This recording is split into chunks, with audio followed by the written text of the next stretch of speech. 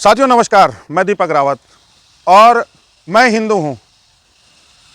मेरे जैसे लाखों करोड़ों हिंदू हैं इस देश के अंदर और उनमें से कुछ हिंदू नौकरी करते हैं, कुछ व्यवसाय करते हैं, कुछ अपनी दुकान चलाते हैं, रोज़मर्रा के काम करते हैं। कोई ठेली चलाता है, कोई फल चलाता है, कोई बिजनेस करता होगा, कोई कुछ करता होगा, कोई कुछ करता होगा। परंतु मैं आज आपको क्यों बता रहा हूँ कि मैं हिंदू हूँ।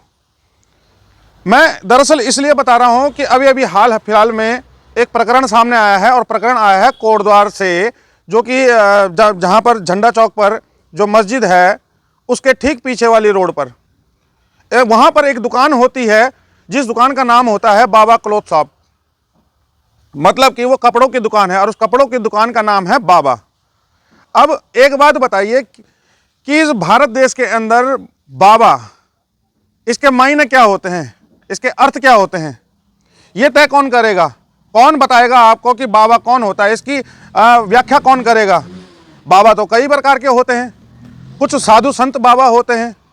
एक हमारे संविधान के रचयिता बाबा भीमराव अंबेडकर भी हैं, एक हमारे सिद्ध बाबा भी हैं। एक प्रकार से हम बाबा अपने छोटे बालक और छोटे बच्चों को भी कहते हैं। तो ये बाबा शब्द की व्याख्या कौन करेगा? कौन इतना दुर्लभ किस्म का प्राणी है इस कोटद्वार में जो बाबा शब्द की व्याख्या कर सकता है और ये बता सकता है कि ये बाबा शब्द के क्या मायने होते हैं? ऐसे ही एक प्रकरण हुआ, जो बाबा क्लॉथ शॉप है, वहाँ के जो ओनर हैं वो निकलते हुए होते हैं कोई मुसलमान व्यक्ति। अब इस धरती पर, इस भारत देश के अंदर मुसलमान होना ऐसा कोई सर्टिफिकेट नहीं है कि आपको आतंकवादी घोषित कर दिया जाए। ऐसा कोई वो नहीं है। जहां हिंदू लोग अपना घर बनवाने के लिए उन्हीं मुसलमान लोगों से मकान बनवाते हैं। इलेक्ट्रिशियन काफ़ी लोग मुसलमान होते हैं, जो लेबर होते हैं, जो काश्तकार होते हैं वो भी मुसलमान होते हैं, जो अन्य काम करते हैं वो भी मुसलमान होते हैं। तो बहुत सारे काम एक दूसरे का हाथ बटाकर ही किए जाते हैं इस भारत देश के अंदर, इस कोटद्वार के अंदर भी, क्योंकि कोटद्वार भी भारत देश के ही अंदर आता है। मैं तो यही समझता हूँ। अगर नहीं आता तो इन लोगों को समझने की जरूरत है। भाई आपने तो नाम रख दिया अपना कड़क पहाड़ी, लेकिन आपका अंदर वो पहाड़ का कड़कपन कहाँ गया जो आप एक बुजुर्ग ऐसा व्यक्ति को या किसी मुसलमान व्यक्ति को, जो आपके समाज के अंदर, जो आपके बीच में आज़ादी के समय से रह रहा है और शायद उससे पहले के समय से भी रह रहा होगा, क्योंकि भाई एक अकेले हिंदू ने इस भारत देश को आज़ाद तो कराया नहीं है। ऐसा तो कोई लॉ नहीं, ऐसा तो कोई कहीं पर लिखा नहीं है। भाई बाबा भीमराव अंबेडकर को आप एक कड़क पहाड़ी टीम है, भाई ऐसे किसी को मेंटल हरेस ना कीजिए, किसी को फिजिकल हरेस ना कीजिए और किसी को ऐसा दुख ना दें कि जिससे कल आपके ही ऊपर उंगलियां खड़ी होना शुरू हो जाए। याद रखिएगा, जब एक उंगली आप किसी की ओर उठाते हैं तो 4 उंगलियां आपकी तरफ भी उठती हैं। और आपको एक चीज और याद दिलाना चाहूंगा कि अनुच्छेद 25 भारतीय संविधान का अनुच्छेद 25 धर्म की स्वतंत्रता और बाबा शब्द का सम्मान सूचक शब्द है। मुसलमान, हिंदू, सिख सब इसका इस्तेमाल करते हैं और धर्म से जोड़कर इसे देखना अनुच्छेद 14 और 15 का उल्लंघन है और इस पर पुलिस या कानूनी कार्रवाई हो सकती है।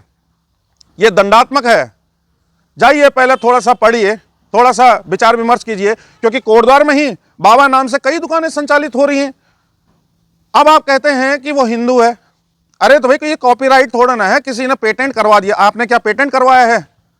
या जिस व्यक्ति ने इस नाम को पेटेंट करवाया है कि बाबा शब्द का इस्तेमाल नहीं हो सकता, उस व्यक्ति को ले आइए सामने पर और उससे मुकदमा करवा दीजिए, तब जाके वो नाम हट जाएगा वहां से। चलिए कोई बात नहीं है, मैं तो किसी का पक्ष नहीं ले रहा हूं, परंतु मैं इस भारत के संविधान के अनुसार जो व्यक्ति यहां भारत में रह रहे हैं और जो कोटद्वार में रह रहे हैं, जो उत्तराखंड में निवास कर रहे हैं, सबको उस हिसाब से बात कर रहा हूं।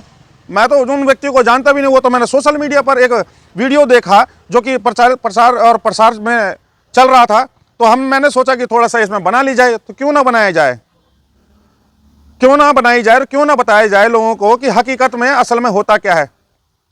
और मैं पूछना चाहता हूं कि आप ये कह रहे थे, वीडियो में मैंने सुना कि आप कह रहे थे कि बाबा हमारे सिद्ध बाबा हैं। भाई उस सिद्ध बाबा में जब दूसरे धर्म का व्यक्ति, जो नीचे ग्रासनगंज में एक रिजॉर्ट का मालिक भी है, वो जाते हैं और लाखों रुपए का चंदा चढ़ाते हैं, तब आपकी धार्मिक भावनाएं आहत नहीं होती हैं, तब आपको मिर्ची नहीं लगती है।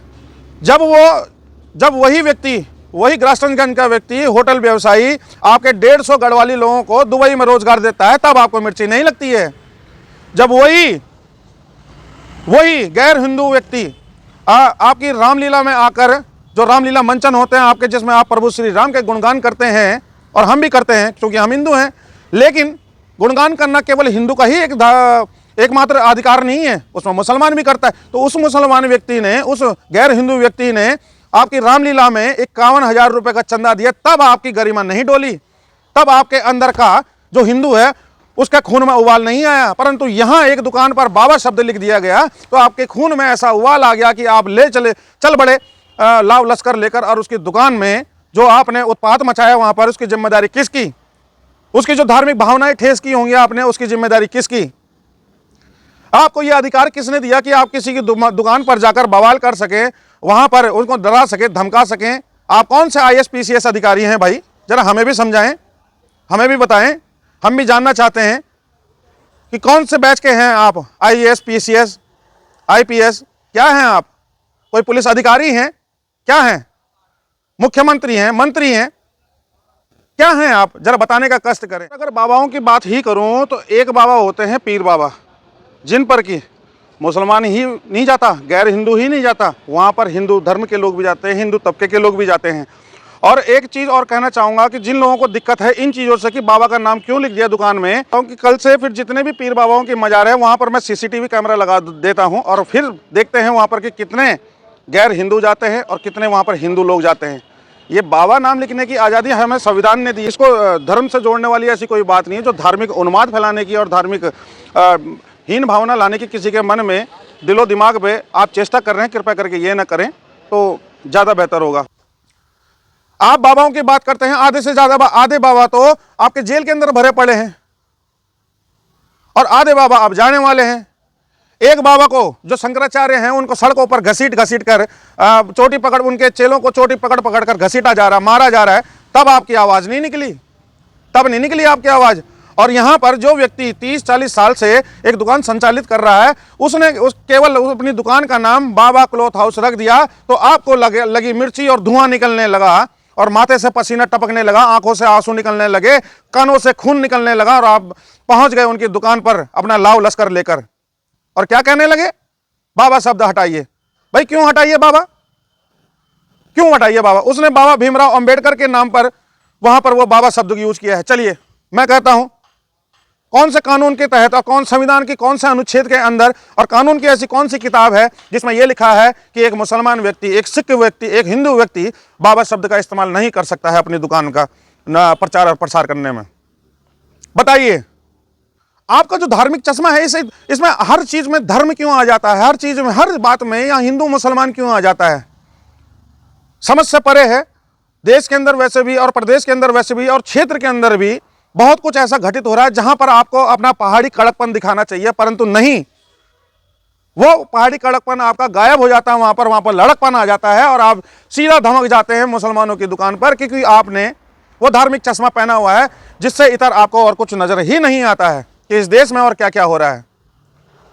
इस देश में UGC जैसा कानून भी लाया गया है अभी हाल फिलहाल में, देख रहे होंगे किस प्रकार इस्तीफे पर इस्तीफे चल रहे हैं, परंतु नहीं, वहां नहीं होंगी आपकी जो प्रोटेस्ट करेंगे, जो आप जाएंगे ऐसे भड़काने के लिए, आतुर करने के लिए, वहां नहीं जाएंगे, वहां नहीं बोलेंगे और वहां नहीं करेंगे, तब आप कहीं पर सड़क पर कुछ यहां जरूर करेंगे आप।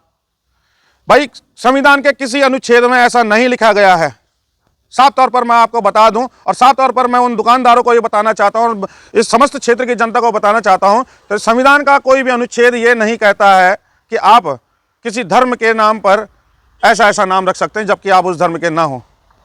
हाँ, ये हो सकता है कि राज्य सरकार कुछ समय, सीमित अवधि के लिए कुछ ऐसे नियम बना दे, जैसे कि जो कुंभ का जो मेला चलता है, जब कुंभ आता है उस दौरान थोड़ा सा हो जाता है मीट मांस मदिरा वगैरह, ये सब उस समय के लिए, जैसे कि यूपी में योगी सरकार के समय पर भी आया था कि भाई जब तक कुंभ का चलेगा, जब तक स्नान का चलेगा दौर, तब तक अपना नाम जो होगा वो करिए। लेकिन वो भी कुछ सीमित अवधि के लिए था, हमेशा के लिए कॉपीराइट नहीं था, हमेशा के लिए लागू नहीं कर दिया गया था।